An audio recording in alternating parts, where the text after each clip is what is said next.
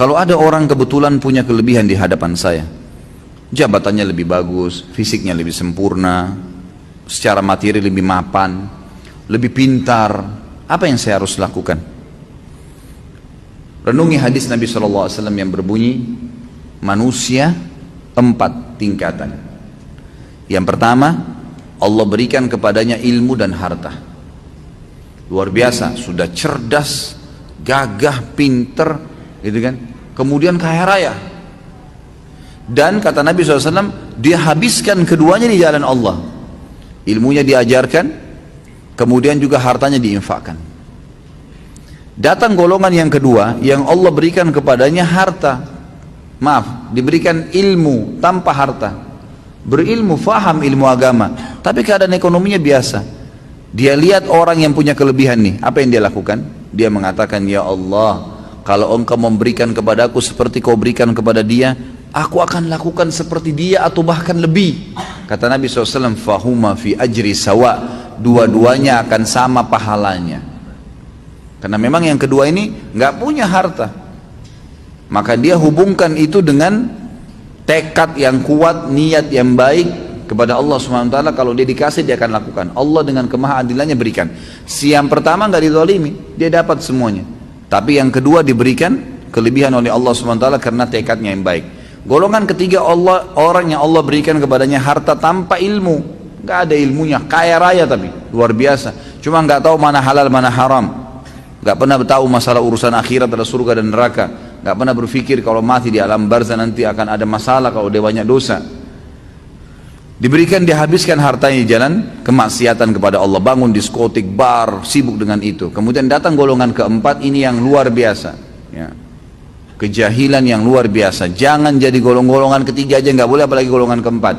Orang yang tidak dikasih ilmu, nggak dikasih harta, miskin, ya kan gitu, dan juga tidak ada, bodoh, nggak ada ilmunya. Yang dia jadikan tolak ukur bukan golongan pertama sama kedua, tapi golongan ketiga.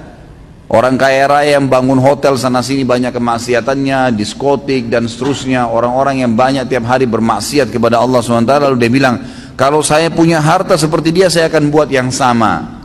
Maka kata Nabi SAW, fahuma fi wazri sawa. Ini orang ini sama-sama dosanya.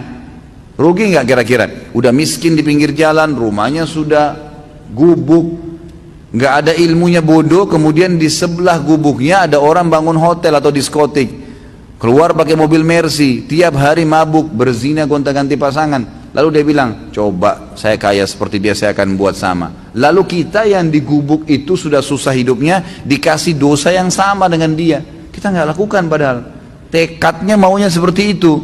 Maka ini kata Nabi SAW, fahuma fi wazri sawa, ini sama dosanya. Jadi selalu jadi tolok ukur orang yang berprestasi dan baik, Allah berikan kebaikan-kebaikan padanya, lalu dia habiskan di jalan Allah. Yang kedua yang kita harus lakukan, berdoa kepada Allah Subhanahu. Tadi bertekad ya, yang pertama. Yang kedua kita berdoa.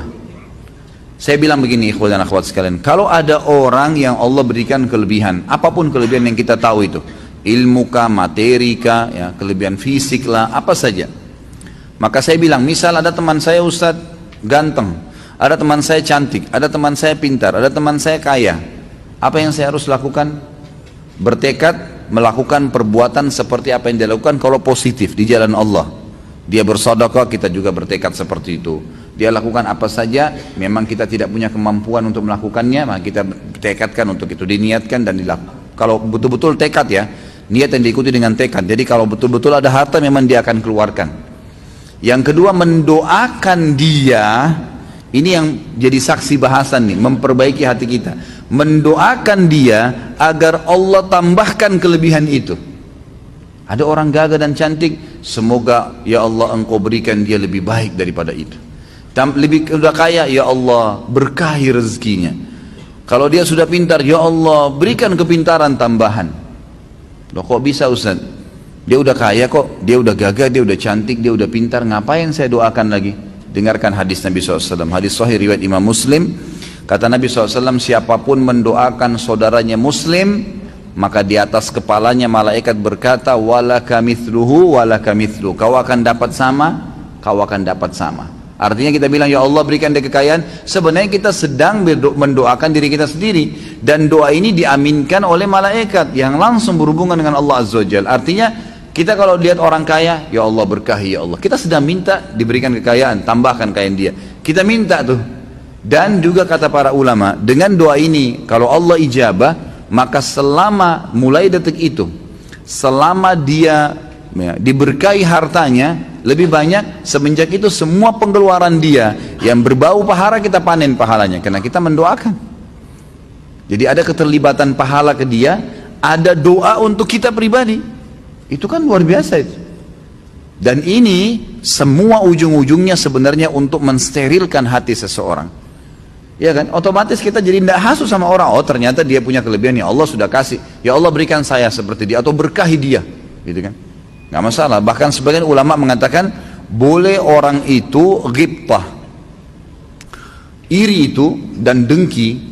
Definisinya adalah seseorang yang melihat sebuah nikmat pada orang lain, dia merasa terganggu kenapa orang itu mendapatkan nikmat tadi dan berharap nikmat itu hilang. Misal orang gagah, orang pinter, orang kaya, hasut dia, kenapa ya orang ini dapat. Lalu dia bukan tidak cukup sampai situ, dia merasa bagaimana caranya supaya orang ini hilang kebaikan itu darinya, supaya hilang kelebihan fisiknya, supaya hilang kekayaannya, supaya hilang jabatannya. Dibuatlah makar oleh dia untuk itu terjadi, gitu kan.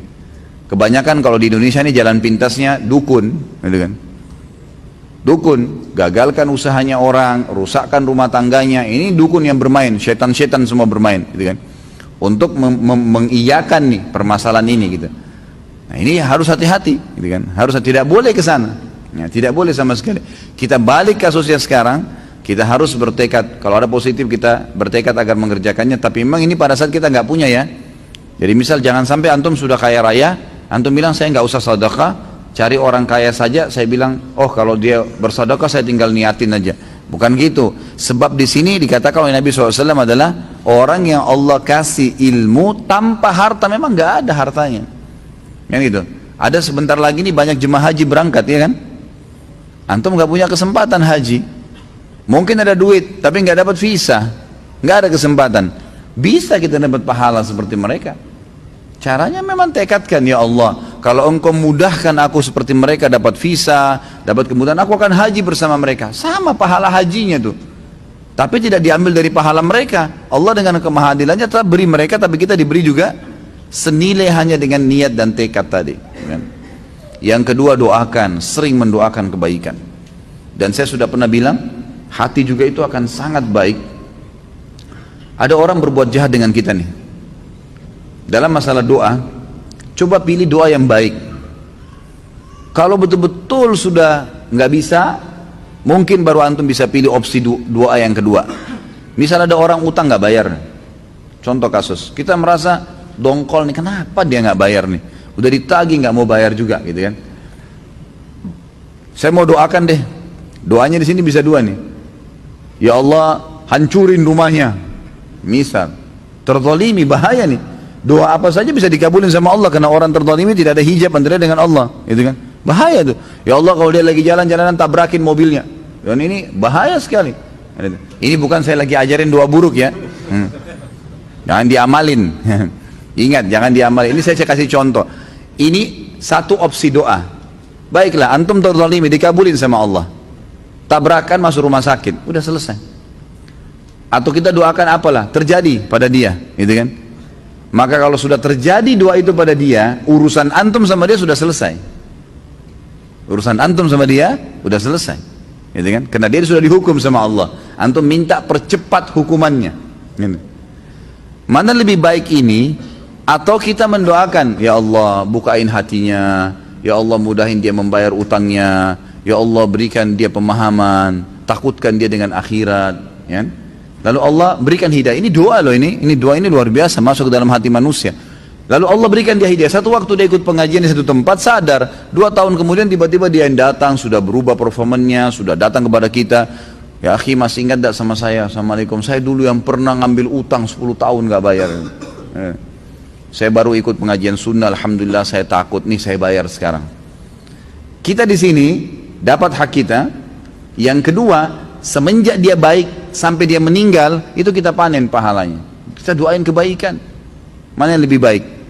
Dan yang luar biasanya adalah yang saya ingin tarik benang merahnya dari kisah, dari contoh tadi ini, hati kita bersih. Hatinya jadi baik gitu kan? Karena kita sudahlah dimudahin. Sayangnya banyak manusia ini nanti sudah divonis oleh dokter, umurnya tinggal seminggu, baru mau jadi baik tuh. Ini seseorang ke dokter kena, naudzubillah, satu orang, tidak ada di sini insya Allah, Allah amankan insya Allah. Ada orang kena kanker, dokter vonis, ini kankernya sudah parah nih, seminggu lagi bapak dan ibu meninggal. Kira-kira dalam seminggu itu, begitu keluar dari rumah sakit, sudah dibilang ini sudah nggak bisa, nggak ada obat lain. Ada tetangganya datang, tuh tetangga sebelah ceritain kau. Apa kira-kira yang dia bilang?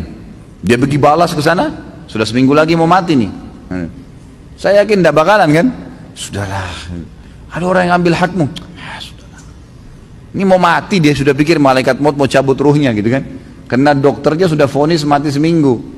Padahal sebenarnya secara akal sehat tanpa tunggu vonis dokter kita sudah harusnya begitu. Jaminan apa antum masih bisa hidup malam ini gitu kan? Dari mana kita punya jaminan? Maka semestinya memang hati itu dijaga, disterilkan. Doakan dia, gitu kan? Yang ketiga, setelah kita bertekad yang benar, kalau ada orang punya kelebihan di depan mata kita ya, kita bertekad kalau kita diberikan sama, kita akan lakukan hal yang sama. Yang kedua, kita mendoakan agar lebih banyak diberkahi, gitu kan, diberikan sesuatu, dilebihkan sama Allah. Hakikatnya kita sedang mendoakan diri kita sendiri. Yang ketiga, kita coba aplikasi kebaikan-kebaikan itu. Aplikasi. Jadi apa yang kita tangkap dari perbuatan-perbuatan baik orang yang sedang kita hadapin tadi, memang dia positif. Misal, dia dapat sebuah jabatan di kantor karena memang orangnya cerdas, gitu kan. Mungkin dia memang serius kalau kerja, kalau datang on time, misal. Ambil ilmu itu.